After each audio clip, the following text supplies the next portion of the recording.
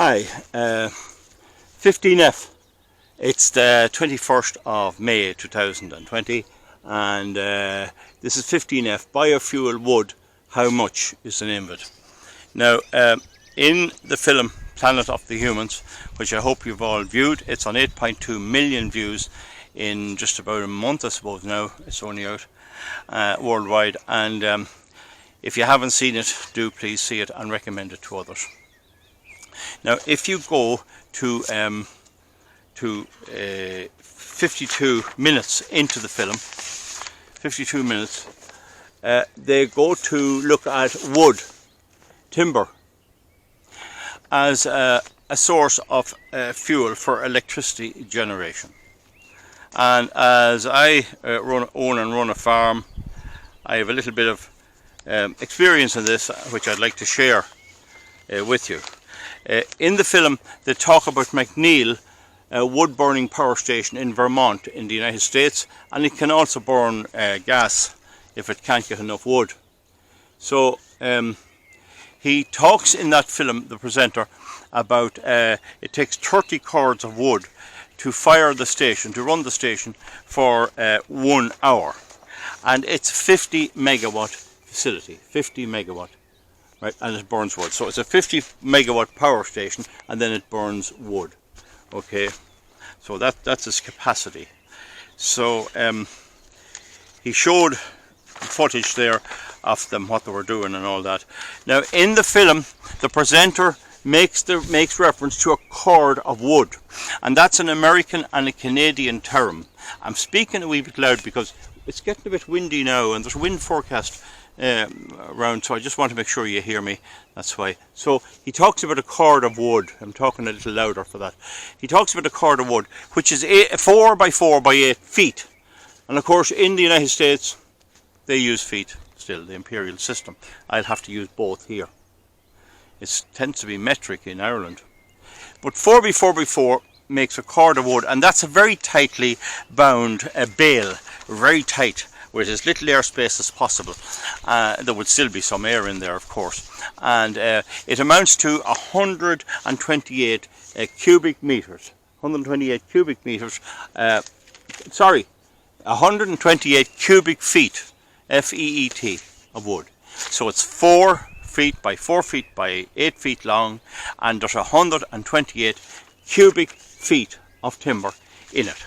Sorry about saying the meters. It's easy to make a mistake like that. Now, so the next thing now we do is we look here. In the background here is a forest on my farm at Kingscourt. This land is reasonably good land. It's hilly. The reason I planted it was there was a huge drop, a huge cliff at the end of it into a river, and I was afraid someone with a tractor would lose control in wet conditions and end up overturning into the river and be injured or killed. So that was my solution to plant this. And I planted that in 1985, and that's exactly 35 years ago. There have been a lot of changes since then, and it's grown to an average of about 30 feet high, 30 feet again high. Okay, so everything's feet up to now. Now, so that's 35-year-old planting, and we're going to go down and take a little look at it, go into it more in depth and move down. But there's 146 trees in it, and there's another one has been removed for a post and for other things, and but I'm including the space where they occupied. So if this was run perfectly, there'd be 146 trees in it.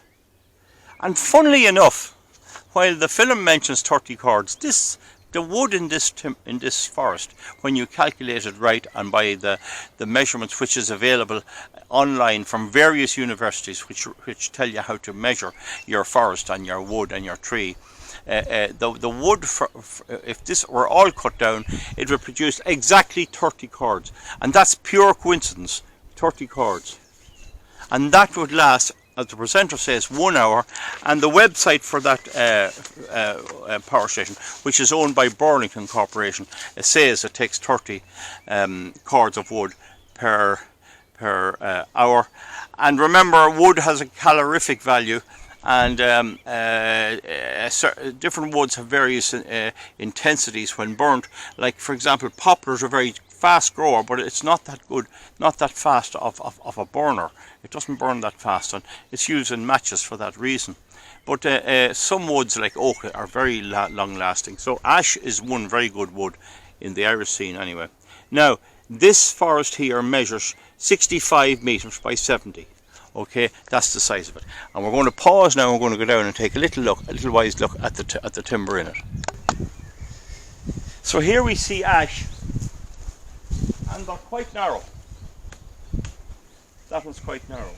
They grow fairly high in the forest, higher than the wood outside. Now there's an ash tree on this farm down near a building, and I have a photograph showing that it was the same width as these in 1929. It's now about 28. It's now about 28 inches wide, and I've calculated it run the Vermont power station for 5 minutes. It'd take 15 and a half of them to run it for an hour. That big ash tree, but that's not just here now. So we're going to look at this wood. So you see the ash here, and the ash, and they're very good timber. So we'll try and turn around without losing there's a good few ash in that. There's also a whitethorn. There's a few young ash have come on there. Okay, so we're going to pause again now.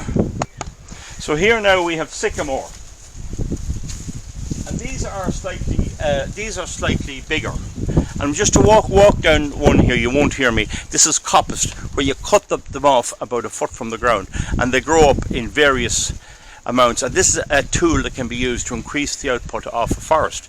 They call it coppicing. I'll just walk down and show it to you because you can't hear me with a bit of wind here. So.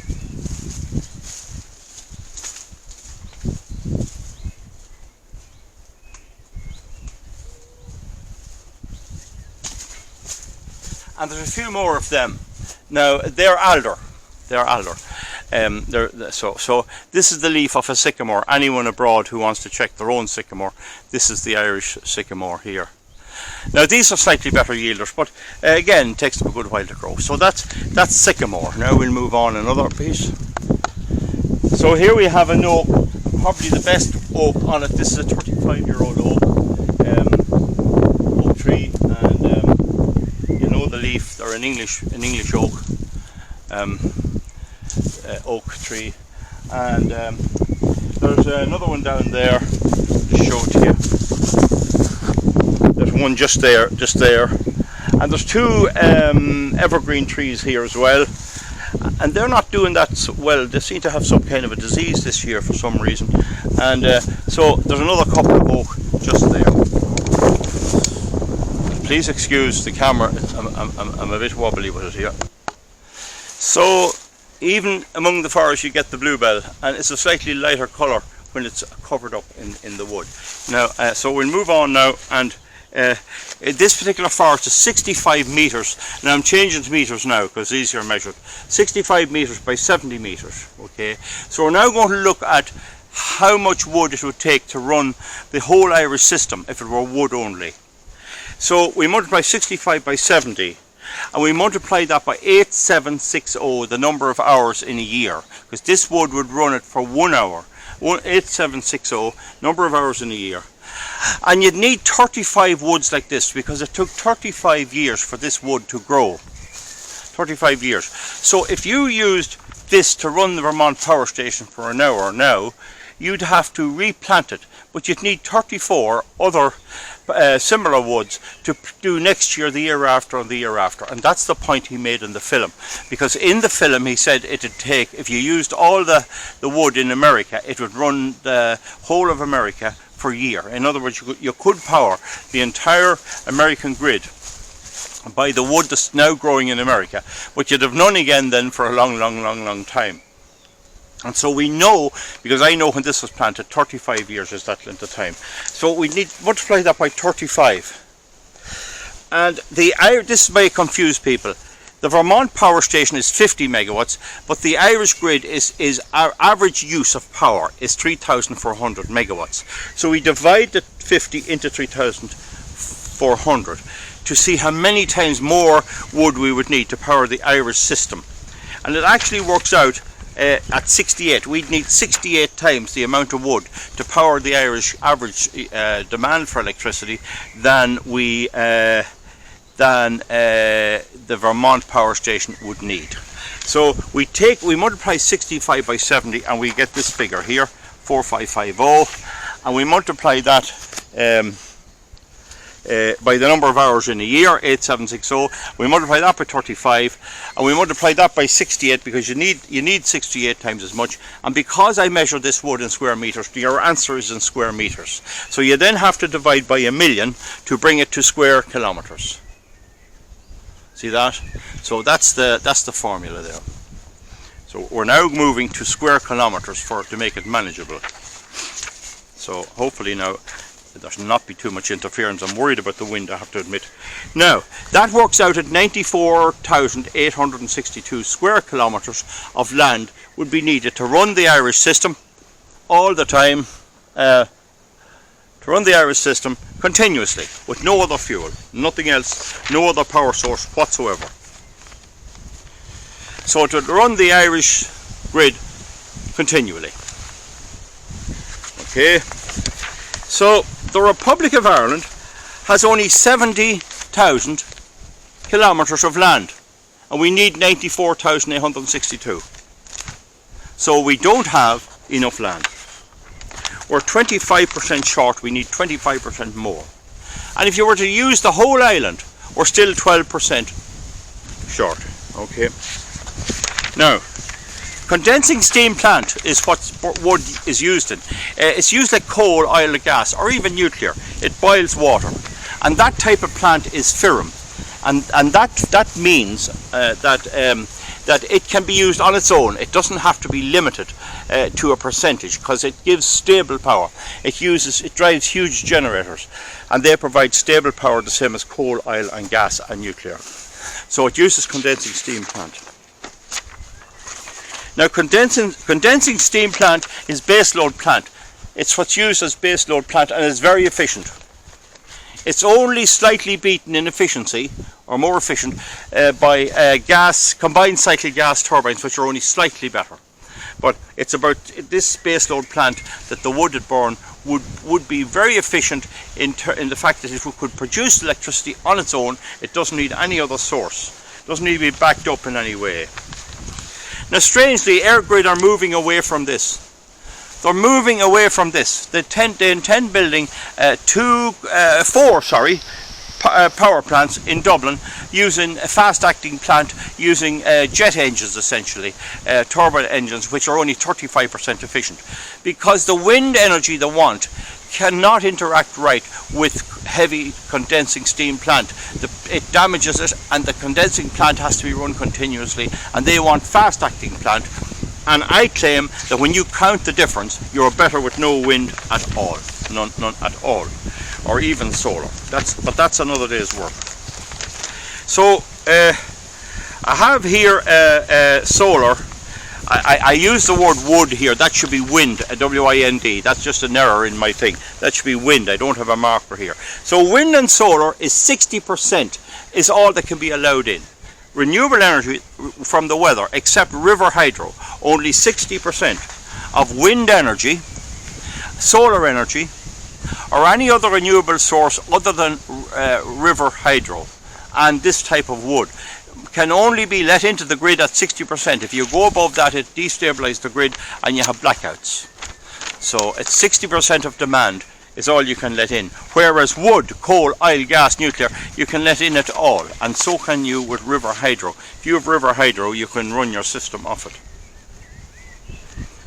Now, so it's a heat system, and heat systems can be used 100%. And this begs the question, if you can't use wind and solar 100%, what is the optimum amount? I claim it's none. Other people say it's 10, 15, 20, 30%. I say it's none. That's another day's work. So you can see how much wood it would take to run the Irish system. No country can run its electricity grid from the wood harvested in its own country alone. Can't be done anywhere. And of course what happens then is, in a place like Ireland you don't have the wood, like the United States you don't have the wood. What these people do then to get the subsidies and make the money, they move in, they start asking people, as it says in the film, to give us old chairs, old furniture. Don't throw them down. Give us any old furniture you have, bits of sticks, anything. That's the need that's on them, because they only get paid for what wood they burn. They don't get paid for burning the gas, and they need the subsidies that's in that. But what's actually happening, and it shows it in the film, is that they attack the rainforest. There's not enough furniture. They attack the rainforest because it's there, and they'll pull it all out and leave nothing until it's all gone. Now it's the same with palm oil, it's the same with corn fuel, and it's the same area. Huge areas are needed, whereas with the current old traditional system you didn't need hardly any. Now the impact on food is forgotten. It seems to be all right to deprive people of the food this land would grow, in order to show that it's green, and someone always suffers because it's obviously a scam, and there's no such thing as a scam without victims. That's always the way. Now the RTE programme, or Radio Television, Ireland's national broadcaster, has an Eco Eye series, and they're promoting this. They're promoting this, and there's nothing we can do to stop them. The assessments required by the Aarhus Convention and the SEA Directive has been bypassed, and the United Nations has sanctioned Ireland several times for bypassing that. I mean, when you look at the poor orangutan and orangutans and the primates and all the creatures that have been displaced and just thrown out and made bulldozed into rivers and everything else, I mean, these people are vandals. And the ordinary Irish people vote Greens and all that, but they probably don't know this. My effort is to bring it to their attention. Anyone who knows this and votes for any party that promotes this is equally guilty. But I don't think Irish people do, and that's what we're trying to do. That's what I'm trying to do, bring it to people's attention. We're trying to use every method, including going to courts and everything, to try and force a stop to this. So the victims are man and diversity. Man and diversity. And so you could nearly say with man and diversity that it's actually mutually assured destruction. It's actually MAD, what's going on. So that's me video there. I think it's short enough. Yeah, that's long enough. I think you see in this situation here, this wood has wildlife in it, and it has all that sort of things, and it'll stay here, and I just take a little bit out of it now and again, and if I do, I try and plant something else. So what the Planet of the Humans shows is true. I've let you know what a cord of wood is. It's 4 feet by 4 feet by 8 feet. It's 128 cubic feet capacity in it, and it's a tightly packed bundle of wood, and it takes 30 of them to run that Vermont plant for an hour. And this wood here would run it for 1 hour, but you need 35 of them to run it for 1 hour each year. I've calculated that, I've multiplied it by the number of hours in a year, and I've multiplied it by the length of time this forest is here, 35 years. And really, this forest would be better if it were left another 20 years. This would be a good forest in 50 years' time. It's too early to cut it down. And this is sort of hardwoods. These would give a good result. Now, of course, there are other things like Sycamore spruce, other breeds of trees, Sycamore spruce, that will produce a crop in 28 years, and they're quicker but less value. And a lorry load, a big lorry load of a truckload of willow cut in Ireland will run. That's willow, it's fast plant, it grows in a few years. That will run the Eden Dairy Power Plant for 8 minutes only. 8 minutes for one lorry load. So what we're seeing here is that this is a ridiculous proposition, and it's hard to believe that this is a policy. And you'll get all the Greens saying, oh well, we'll use a little of it. Folks, if it doesn't work completely, how can it work in small amounts? The bottom line is they didn't even count the fuel to grow the trees, the fuel to plough the land, the fuel to tin them out, the fuel for the chainsaws, the fuel for the hauling it out of there, the work in men involved in minding those forests, fencing them, the whole lot, and the fuel to bring it to the power station. In the Drax power station in England, there's one train load. It's a wood burning power station. There's one train load of wood going into that power station from America every 10 minutes 6 an hour. Now you can work that out. It is absolutely ridiculous. And I urge you again, watch the film. You can't use all wood, and there's a serious question mark, and I say you can't even use it at all. It's not a suitable fuel. It's environmentally damaging, and the big part is they're cutting down the pristine rainforests in the name of the environment. I mean, you have David Attenborough going out to those forests showing all the creatures there, and he never speaks about this. He never spoke about it. Why? Because he's getting employed with them. And David Bellamy, the botanist, who's now died this year, he stood against this, and the BBC froze him out. So RTE, BBC and CNN in America, they will not allow anyone on to explain this. And that's why who I'm not a media man at all, I'm a farmer, but that's why I feel I have the need to put my skills to try and bring this to your attention. The scandal and the scam that this green renewable energy hoax is, and it is a hoax. It's a hoax with victims, and for me, to see the orangutan in that film is just heart-wrenching. I just get it very hard to deal with that. So what you can do is, when they come round for your vote, you tell them, and we've elected 12 Green TDs, members of our Parliament, who did that. The people who did that are hypocrites, and the people who did that should think again. Now, I agree some people may not have realised this is happening, but how high do we have to shout? What do we have to do to bring it to your attention? I mean, how far can we go? This is happening. It's there in the film, and nobody has countered that film. Has anyone come out and made a counter of the film? No, because it's the truth. That's the hard fact, and people don't want to accept that they think they can have their present lifestyle. And there's a magic answer. There's fairy dust that comes out of the wind energy and out of the solar farms and out of the wood burning power stations. It's fairy dust. It's magic. Well, I'm sorry to tell you folks, that is not good for the environment. That does not work, and we've got to think again, and we've got to comply with the law and start going back to basics, and that will not happen until politicians realise they can't fool you and me any longer. As Thomas Jefferson said, it's a lot easier to fool people than convince them they have been fooled. We'll let you go on that, and thank you very, very much. We'll see you back for something new in a while. Thank you very much. And give it a thumbs up, please, if you like it, or a thumbs down if you don't. Bye.